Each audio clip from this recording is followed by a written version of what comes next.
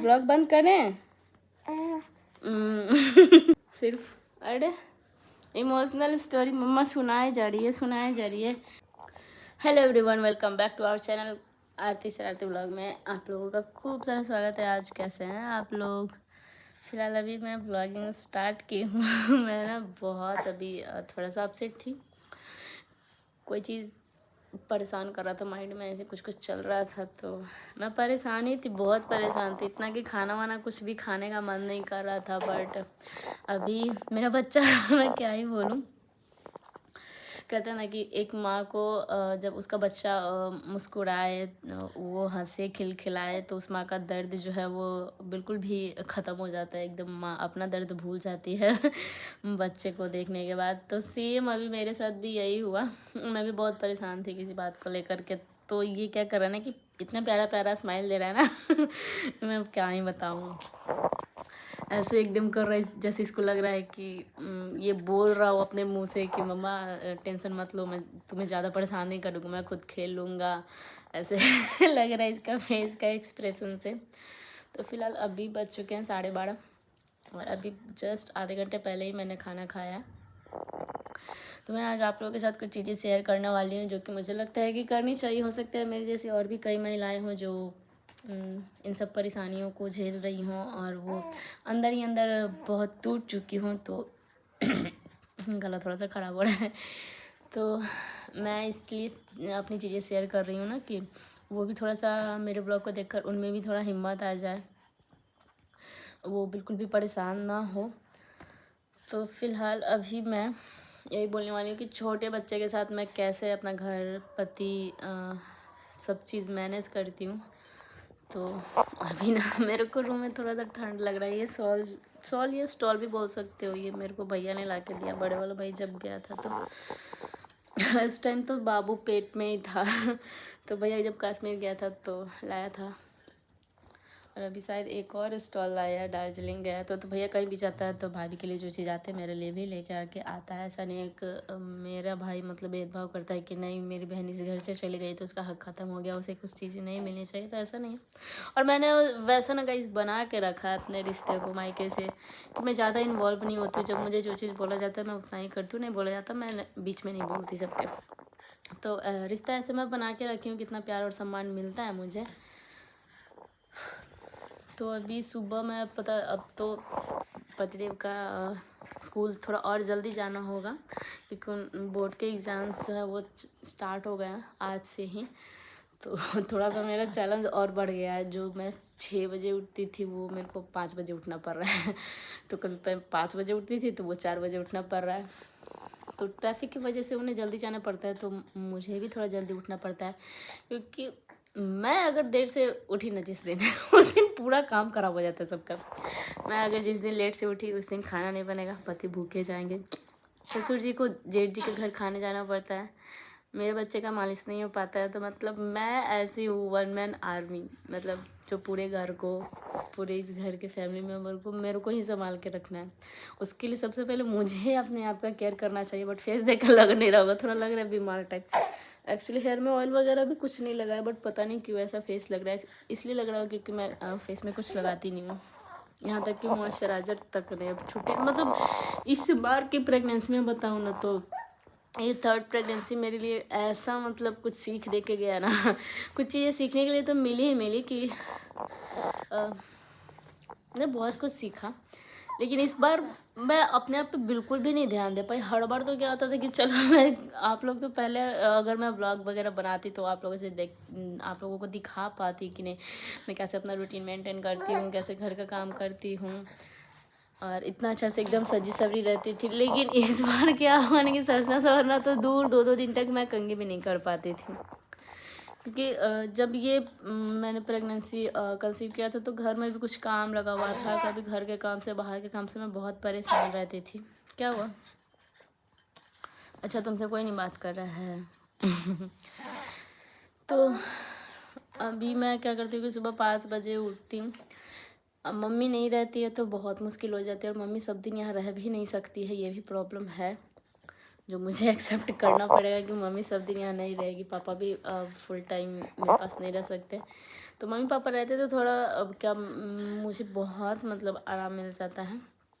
Mummy नहीं रहती है यहाँ पे तो मम्मी यानी कि मैं अपनी मम्मी की बात करी, सासू माँ की बात नहीं करी, क्योंकि कुछ लोग कभी कभी होता है ना, नए लोग जो व्लॉग देखते हैं तो वो कुछ और ही समझ लेते हैं।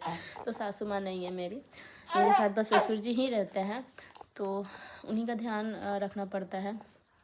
तो मेरी मम्मी मायके से मतलब आती है मेरे लिए नहीं, इसके लिए आती है, क्योंकि इसका केयर करने के लिए अकेले नहीं हो पाता है। तो मैं सुबह 5 बजे उठती हूँ, लंच बनाती हूँ, ब्रेकफास्ट बनाती हूँ, सब एक ही बार बना लेती हूँ, दोबारा फिर नहीं बना पाती क्योंकि बाबू जो है वो रोने लगता है। तो सुबह 6 बजे तक मेरे को 1 घंटे में सब चीज़ें तैयार करनी होती हैं, इसलिए मैं रात को ही सोचती हूँ कि सुबह क्या बनाना है। मतलब नॉर्मल सा ही बनाती हूँ क्योंकि उतना सुबह सुबह कुछ हो नहीं पाता है। तो उतना सब बनाने के बाद मैं 6 साढ़े 6 फिर जब पति ड्यूटी जाते हैं उसके बाद मैं बच्चे को मसाज वगैरह करती हूँ। उसके बाद इसको सुलाने के बाद अगर ये सो गया तो ठीक है, वरना ये खेलने के मूड में आ जाएगा ना तो ये 10 11 12 भी बजा देगा, जैसे कि आज अभी बजा है।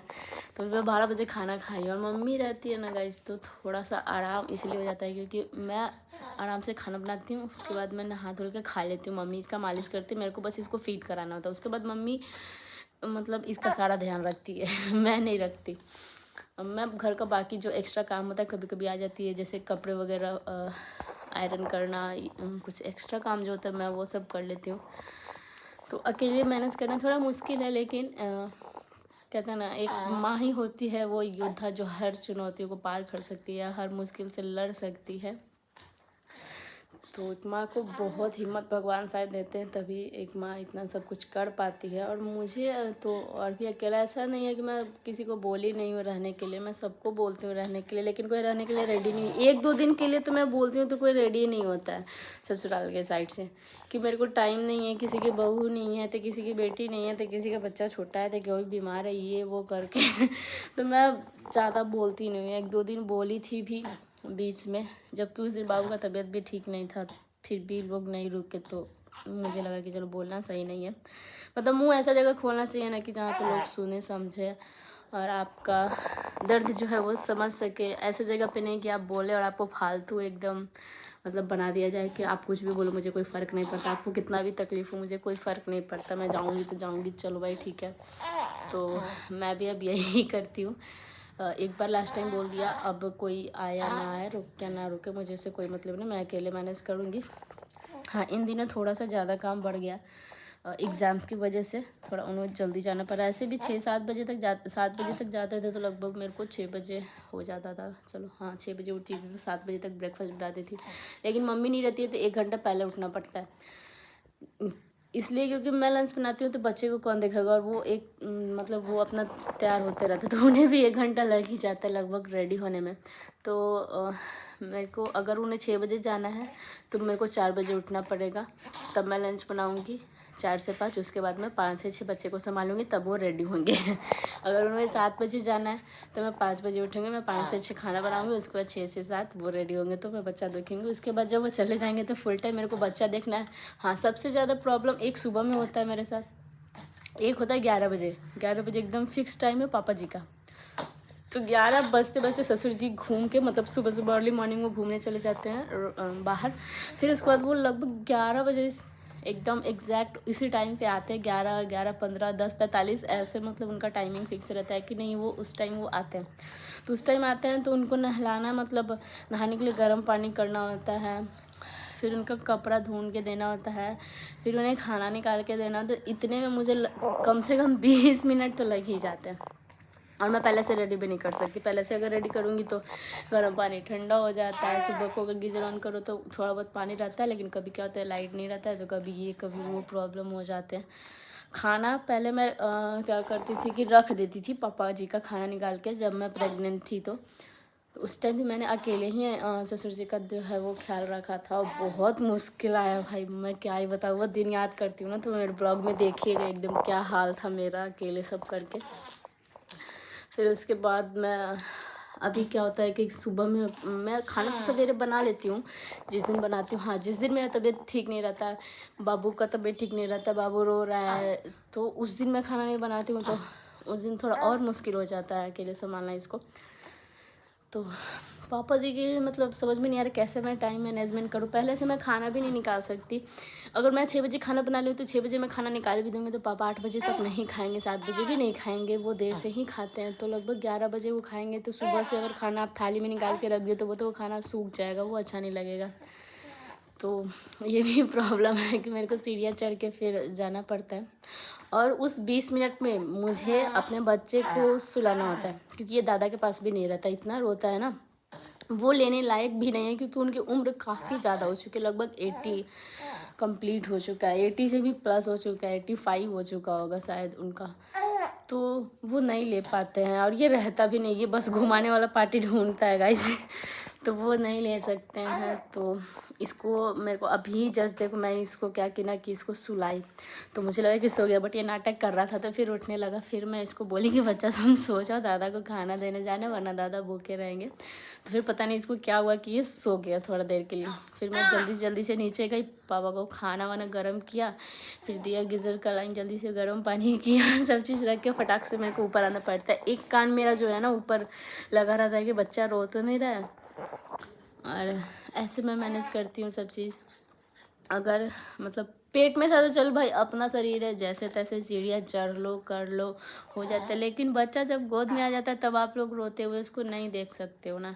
और बच्चा छोटा है तो कभी भी वो मतलब रोने लगता है, चिल्लाने लगता है, डर जाता है। तो उस टाइम मतलब हर वक्त बच्चे के साथ में रहना कोई ना कोई ज़रूरी होता है इस टाइम।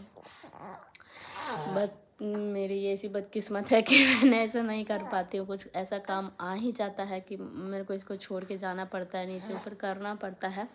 हर जगह मैं इसको लेके नहीं जा सकती। अब जैसे खाना देने जाऊँगी पापा जी को तो इसको गोद में नहीं ले जा सकती, क्योंकि सीढ़ी पे इसको लेके चले मैंने थोड़ा सा और मेरे पेट में दर्द होने लगता है। तो बहुत लगता है इधर उधर थोड़ा सा। वही चीज़ आज ना मैं सोच रही थी, सोचते सोचते थोड़ा रोना भी आ गया था। तो लगा कि खाना वाना नहीं खाऊं। मैं सोच रही थी इसको सुलाने का ही कोशिश करी थी और ये सो नहीं रहा था। पापा जी उधर से आवाज़ लगा रहे थे। अगर ज़्यादा मैं आवाज़ जो है वो चिल्ला के बोल दूँ कि हाँ मैं यहीं हूँ, तो मतलब पापा आते हैं चिल्ला के बउआ बउआ ऐसे करके ऊपर आते हैं पूछने कि खाना बन गया कि नहीं।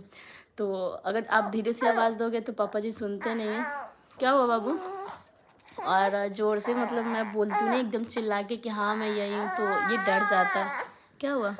एक सेकेंड गाइस। तो गाइस ये टॉयलेट कर दिया था इसलिए ये रो रहा था कपड़ा चेंज करने के लिए, तो अभी इसका चेंज कर दी हूँ। तो मैं बातें भी भूल गई। हाँ तो यही सब सोच के मैं अभी थोड़ी सी इमोशनल भी हो गई थी। खाना खाने के पहले तो मन नहीं किया कि मैं खाना खाऊं, बट मैं देखी कि ये सो रहा है तो मैं जल्दी से नहा के पूजा तो नहीं कर पाई, क्योंकि पूजा करने में मुझे बहुत टाइम लग जाता है और छोटा बच्चा तो अभी नहीं हो पाता है कि मैं इसको रुला रुला कैसे पूजा करूं। और बैठता भी नहीं है, अभी इतना छोटा है कि मतलब ये खेले तो मैं कुछ कर पाऊँ। ये मोबाइल को देख कैसे कर रहा है कि इसको भी कुछ बोलना है। बोलना है। तुमसे कोई नहीं बात कर रहा, हम तुम्ही से तो बात कर रहे हैं, हम किसी से नहीं बात कर रहे, तुम्ही से बात कर रहे हैं। हेलो युवान है। युवान है। तो फिर नहाए, फिर मन नहीं किया, मन थोड़ा सा उदास था, रो भी रहे थे। लेकिन ये क्या हुआ ना कि उठ के स्माइल करने लगा। फिर मैं सोची यार चलो ये बच्चा, इसे क्या पता कि मतलब मम्मी क्या सोच रही है क्या नहीं, ये तो स्माइल दे रहा है अपनी मम्मी को देखकर। फिर मैं सोची कि चलो भाई खाना खा लेते हैं, क्योंकि मुझे भी अपना ख्याल रखना होता है, जो कि मैं बिल्कुल भी नहीं रखती। मैंने कभी भी डिलीवरी के बाद अपना ख्याल नहीं रखा। 2 बार तो चलो कुछ ऐसा सिचुएशन था कि चाह के भी मैं नहीं खा सकती थी कुछ अच्छा खाना, या फिर जो मतलब इतना मतलब ऐसा सिचुएशन था कि कुछ समझ में नहीं आ रहा। मैं बताऊंगी भी नहीं अभी तो। और इस बार मैं खाने के लिए सोचूं भी तो मेरे पास टाइम नहीं होता है। मैं बहुत सोचती हूँ कि चलो ऐसे बना लूँगी खा लूँगी टाइम पे, बट मैं इस बार बताऊँ ना, इस बार सिर्फ 10 दिन मैं कैल्शियम का टैबलेट खाई हूँ, जबकि मैं 15 डेज़ का टैबलेट लेकर के आई थी। उसके बाद मैडम ने मुझे बुलाया था कि तुम लगभग 2 या 3 महीने तक खाना, क्योंकि ये तुम्हारा 3rd सीज़ेरियन है और तुम केयर भी नहीं कर पाती हो। उन्हें मेरा प्रॉब्लम पता है, इसलिए पता है ना गाइस, मैं बताती हूँ। मैं जब मैडम के साथ जाती थी ना अंदर, तो वो बोलती कि तुम्हारे पेरेंट्स कहाँ हैं, तुम्हारे साथ कोई गार्जियन होना चाहिए, क्योंकि होता है ना कोई भी चीज़ चेकअप वगैरह होता है तो रिपोर्ट दिखाने के लिए, या फिर पेशेंट के साथ कोई भी होता है, चाहे वो डिलीवरी पेशेंट हो या फिर कोई हो। तो मैं अकेले गई थी। तो जब मैं फ़र्स्ट टाइम गई थी ना, डॉक्टर से मिलने, तो मतलब उस दिन मेरे को वोमिटिंग हो रहा था, चक्कर आ रहा था। मैं खुद से गई अंदर, और पहले का भी एक दो कुछ रिपोर्ट वगैरह था तो वो लेके ही गई थी। और मैंने उनको बताया कि मैं प्रेग्नेंट हूँ, मुझे उल्टियाँ आ रही है, चक्कर आ रहा है, ऐसे ऐसे प्रॉब्लम है। तो वो बोले तुम्हारे साथ कोई गार्जियन नहीं है? मैं बोली नहीं मैम, मेरे साथ कोई नहीं है। अब जो भी आप मुझे ही बताइए कैसे चेकअप करवाना है, कैसे केयर करना है, जो भी आप मुझे ही बताओ। तो मैडम चौंक गई कि ये कैसी पेशेंट है, इसके साथ कोई नहीं है। तो हस्बैंड ड्यूटी में होते थे तो मेरे को अंदर अकेले ही जाना पड़ता था। बात बात पे मम्मी नहीं आ सकती थी, और मम्मी को मैंने उस टाइम तक बताया नहीं था। लगभग 3 मंथ तक किसी को नहीं पता होगा। तो मैं अंदर जाती थी तो मैडम को पता है कि इसको कोई केयर करने वाला नहीं, इसलिए मैडम ने मुझे सजेस्ट किया था कि तुम लगभग 3 महीने कैल्शियम का टैबलेट लेना, क्योंकि तुम्हें अकेले ही सब कुछ करना है। और छुट्टियां भी मुझे जल्दी ही मिल गई थी, सबको 9 डेज़ पे मिलता है। मैंने बोला कि मैम मेरे को घर पे जाना है, हस्बैंड ड्यूटी से आके रात को हॉस्पिटल में रह रहे हैं, उनका नींद नहीं कंप्लीट होता है, ये वो करके मैंने उन्हें बताया अपना प्रॉब्लम। फिर वो बोली कि ठीक है तुम जाओ, लेकिन ध्यान रखना अच्छे से। तो मैडम भी बहुत अच्छी थी, बहुत अच्छे से मेरे को ट्रीट किया। और वहाँ पे मुझे बहुत अच्छा लगा, अपनापन टाइप लग रहा था। लेकिन वहाँ पे मच्छर इतना था ना कि क्या बताएं। तुमसे कौन बात कर रहा है, ये खुश हो रहा है कि इससे हम बात कर रहे हैं, ये चाहता है कि बस इससे कोई बोलते रहे। तो ऐसे ही सब चीज़ मैनेज कर रही हूँ अभी। और उम्मीद है मुझे अपने आप से, किसी से नहीं, बस अपने आप से उम्मीद है कि मैं ऐसे ही मैनेज करूँ, सबका ख्याल रखूँ। फिर रो दूँगी मैं, लेकिन रोना नहीं है मुझे पता है मुझे अकेले ही बहुत कुछ करना है। आप लोग सोच रहे होंगे जब आपके पास टाइम नहीं है तो आप ब्लॉग क्यों बनाते हो, ये भी सवाल होंगे आपके मन में चल रहे होंगे बस। लेकिन मैं इसके भी मन में सवाल चल रहा है। तो आपके सवाल पूछने से पहले मैं जवाब देती हूँ कि सोशल मीडिया मेरे लिए एक ऐसा दवा बनकर आया ना मेरी लाइफ में जिससे मेरा डिप्रेशन दूर हो गया। मेरे ससुराल वालों का डिप्रेशन बढ़ चुका है, क्योंकि किसी को पसंद नहीं है कि मैं वीडियोस बनाऊँ, किसी भी फैमिली मेम्बर को पसंद नहीं है कि मैं वीडियोस बनाऊँ, बट मुझे पर्सनली पसंद है, मुझे अच्छा लगता है कि पसंद है। और उन लोगों को एक चीज़ के लिए इसलिए नहीं पसंद है ना, क्योंकि सारी सच्चाई मैं सामने ला देती हूँ ना बोल बोल के, इसलिए शायद लोग डरते होंगे कि यार ये तो सोशल मीडिया पे सारी बातें ला रही है तो क्यों ना लाऊं। जब मैं अकेली थी, जब मैं नींद की दवाइयाँ लेती थी, जब मैं रोती थी बिलखती थी, तब आप लोग नहीं थे। मैं सामने से रोती थी भी नहीं गाइस, तब भी मेरी एक ननद ने देखा भी था। तो मैं क्या बताऊँ, सामने से देख के ऐसे इग्नोर मारा ना, मतलब मैंने अपने हस्बैंड से बोला भी कि मैं रो रही थी यार, मैं आंसू तक नहीं पहुँच नहीं आई, वो चली गई देख के मेरे को दरवाजे पे से ही। तो ऐसे ऐसे टाइम मैंने को देखने को मुझे अब उतना किसी के लिए परवाह नहीं रहता। तो मैं थोड़ी सी अब सेल्फिश हो गई हूँ, मैं एक्सेप्ट करती हूँ कि मैं सेल्फिश हो गई हूँ आप लोगों के मामले में, मुझे होना पड़ा। अगर मैं नहीं होती ना तो शायद मैं जीती भी नहीं, क्योंकि मैंने सबका परवाह किया, सबके लिए अच्छा सोचा। लेकिन जब मुझे वक्त चाहिए था आप लोगों से, जब मुझे आप लोगों का साथ चाहिए था, सहारा चाहिए था, तो आप लोगों ने इनकार किया, सामने से मुंह पे बोला, इनकार किया, मेरे पास टाइम नहीं है ये वो करके। तो चलो ठीक है, जब टाइम है ही नहीं तो नहीं है, मैं मांगूंगी भी नहीं अब। तो अब मैं सब चीज़ अकेले करना सीख गई हूँ, अकेले कैसे बच्चे पालना है, अकेले ससुर जी का ध्यान कैसे रखना है, अकेले घर को कैसे मैनेज रखना है। फिलहाल अभी घर में हम लोग सोच रहे हैं कि कुछ पूजा पाठ वगैरह कर ले, क्योंकि हमारा घर का अब 1 साल होने वाला है, जो कि डेट में बता दूँ 14 फरवरी, यानी कि 14 फरवरी, जो कि उस दिन वैलेंटाइन डे भी है। तो पिछले साल सरस्वती पूजा था, और 14 फरवरी हम लोग का थोड़ा स्पेशल डे होता है। हम लोग अपनी एनिवर्सरी सेलिब्रेट करें या ना करें, हम दोनों हस्बैंड वाइफ अपना वैलेंटाइन डे कभी नहीं भूलते। तो इसलिए हम लोगों ने उस दिन गृह प्रवेश का दिन जो है वो रखा था, तो उसी के लिए कुछ पूजा पाठ वगैरह करा रहे हैं। तो पूजा घर में अगर कराना होता तो घर में कुछ एक्स्ट्रा सफाई वगैरह भी करने होते हैं। तो बस वही सब अभी कुछ करना है, जिसकी वजह से ब्लॉग का टाइमिंग और थोड़ा और ऊपर नीचे होगा, और थोड़ा ये छुटकू करा देता है रो रो के है ना, हाय बोलो, नहीं बोल रहा है। तो अभी मैं इस ब्लॉग को एंड करूँगी, और इस बेड का हालत देख सकते हैं। बेड भी थोड़ा क्लीन करना ना, थोड़ा मेरे लिए ना चैलेंज से कम नहीं है, क्योंकि बच्चे को ज़मीन पे मैं नहीं रख सकती। बच्चे को एक साइड में सुला के आधा बेड का सामान इधर से अच्छे से सब सेट करती हूँ, उसके बाद बच्चे को इधर रख के फिर इधर का सेट करती हूँ। तो अगर बैक कैमरा रहता ना तो सब लोग सीन देख के शॉक्ड हो जाते हैं कि यार ये आरती दीदी कर कैसे रही है अकेले। मतलब इतने में तो कोई सोचेगी ना, ऐसे ही मतलब घर पूरा बिखरा हुआ रहेगा, लेकिन मेरा बिखरा हुआ नहीं रहता है घर। एक रिलेटिव का कॉल आ रहा है, बट मुझे सच में बताऊँ, मुझे बिल्कुल भी मन नहीं करता किसी का कॉल रिसीव करने का। मैं अंदर से इतना मैंने अपने आप को अकेलापन महसूस किया ना, इतना कि मुझे सच में किसी से बात करने का मन नहीं करता। मैं बात भी करती हूँ तो बस अपने कुछ फ्रेंड से बस, या फिर मायके से भी कॉल आता है, मैं वहाँ भी कॉल नहीं करती हूँ, लेकिन वहाँ से बस कॉल आ जाता है तो मैं रिसीव कर लेती हूँ कि नहीं, मायके वालों ने मेरा हर वक्त साथ दिया तो मुझे ऐसे इग्नोर नहीं करना चाहिए। बाकी का मैं फ़ोन इग्नोर कर देती हूँ, मैं हमेशा करती हूँ और आगे भी करूँगी, सामने से बोल रही हूँ। बहुत जब फ्री रहती हूँ तब जाके मैं कॉल रिसीव करती हूँ, क्योंकि टाइम नहीं इतना नहीं रहता कि मैं आप लोगों का फालतू बकवास सुनूँ, झूठ मूठ का आप लोग दिखावा करते हो कि ऐसे करो वैसे करो। कहना और करना, कहना ना, कहते हैं ना कि कथनी और करनी में फ़र्क होता है। बस आप बोल रहे हो कि आप अकेले मैनेज करो, और जो अकेले मैनेज कर रहा है उसे पता होता है। मैं ये नहीं करी कि मैं दुनिया की इकलौती बहू हूँ जो अकेली ससुराल में मैनेज करी अपने बच्चे को, लेकिन सिर्फ बच्चा अकेले कोई मैनेज करता है, साथ में कोई बूढ़ा ससुर नहीं। मैं 11 बजे खाना खा सकती हूँ, मैं 6 बजे भी खाना खा सकती हूँ, 8 बजे भी खा सकती हूँ, लेकिन सामने वाला बुजुर्ग इंसान, उनका कोई टाइमिंग फिक्स है, उन्हें टाइम पे दवा चाहिए, उन्हें टाइम पे खाना चाहिए, तो वो भी एक बच्चे के बराबर ही हैं। तो यही चीज़ें मैं समझाती हूँ हर बार।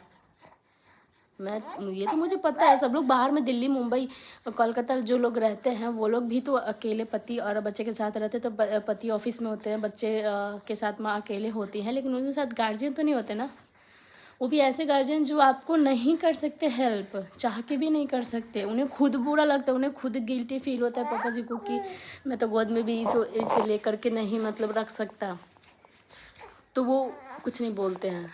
वो मैं जैसे खाना बनाती हूँ, जैसे करती हूँ, वो मैनेज कर लेते हैं, लेकिन पता नहीं बाकियों को क्या हो जा रहा है कि अच्छे से ख्याल नहीं रखती है, नहीं करती है। मुझे पता है कैसे ख्याल रखना चाहिए, कैसे नहीं रखना चाहिए। आप लोग मुझे मत सिखाइए, मुझे जितना आता है मैं उतना अच्छे से कर रही हूँ। मुझे लगता है कि आप लोगों से तो बेहतर ही कर रही हूँ, और ऐसे सिचुएशन में तो आप लोगों को करना चाहिए, बट मैं कर रही हूँ, आप लोगों ने तो किया ही नहीं। आप लोगों ने तो जब वो यंग थे तो आप लोगों ने बस फ़ायदा उठाया उनका, और मैं भी क्या कर रही हूँ यार, मेरा फ़र्ज़ है, मैं कर रही हूँ, है ना। फिर मेरा बेटा करेगा, करेगा ना, करेगा ना, इसको दिखाती हूँ, करेगा ना अपने दादाजी का सेवा, करेगा कि नहीं करेगा, नहीं करोगे, करोगे ना युवान, बोलो, इधर देखो, इधर देखो, डकार मार, इधर देखो ना, अरे इधर देखो, कैमरे में देखो, अभी कैमरा क्या हुआ, कैमरे में नहीं देखना है, अच्छा ठीक है कोई नहीं। अभी ये लोग तुमको मुंह दिखाई नहीं दिए इसीलिए मुंह नहीं दिखा रहा ये है ना, इसलिए नहीं दिखा रहे हो देखो तो क्या मैं व्लॉग बना रही हूँ पूरा, बस बक बक बक बक किए जा रही हूँ, स्टोरी, इमोशनल स्टोरी सिर्फ। अरे इमोशनल स्टोरी मम्मा सुनाए जा रही है, सुनाए जा रही है, और मेरा बेटा हंस रहा है। अरे मेरा बाल छोड़ो, मेरा बाल छोड़ो, मेरा बाल छोड़ो, गाइस देखिए मेरा फिर से ये बाल तोड़ देता है, मेरा बहुत बाल टकली बना दोगे क्या जी अपने जैसा, टकली बना दोगे की? तो गाइस अब इस व्लॉग को यहीं पे एंड करते हैं। अब हम दोनों का मस्ती हो गया चालू, बाकी सारा काम बाद में, बाकी सारा काम बाद में। इसके बाद ना अभी मैं नेक्स्ट व्लॉग में इसका फर्स्ट मंथ का फ़ोटो शूट दिखाने वाली हूँ आप लोग को। थर्ड मंथ का अभी तक कर ही नहीं पा रही हूँ, टाइम नहीं मिल रहा। चलो नानी घर चलोगे? ये छिपकली है, छिपकली। मम्मा मैग्नेट है, नहीं जी ये डैडी मैग्नेट है, ये अपने पापा को ज़्यादा मिस करता है। चलिए बाय बाय गाइज। मुझे लगता है कि मैं जो चीज़ें समझा रही हूँ आप लोगों को प्लीज़ समझ लीजिएगा बाकी कोई मैं निगेटिविटी नहीं अपने ब्लॉग में लाना चाहती हूँ। कोई कमेंट आता भी है तो मैं डिलीट कर देती हूँ, है ना, क्या जी, कर देते ना डिलीट। मैं बस ये चीज़ दिखा रही हूँ कि मेरा बेटा देखे कि इसकी मम्मी कितनी स्ट्रांग है, कैसे इसको अकेले मैनेज कर रही है। क्या बंद करें व्लॉग, व्लॉग बंद करें, व्लॉग बंद करें, व्लॉग बंद कर दें। नहीं अच्छा ठीक है बंद कर ठीक है गाइस बाय।